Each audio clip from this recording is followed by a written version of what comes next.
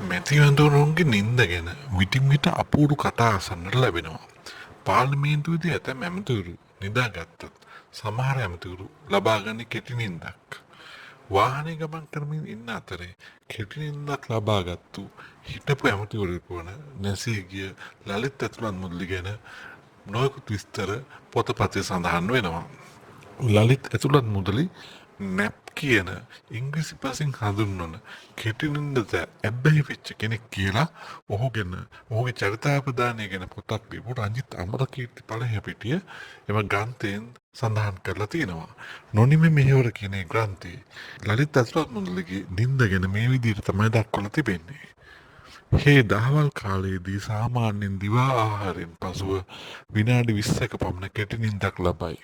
වාහනේ යද්දී නම් ආරක්ෂක පටිය බඳ වටා බැඳගෙන විවේක සුවයට සැරසෙයි.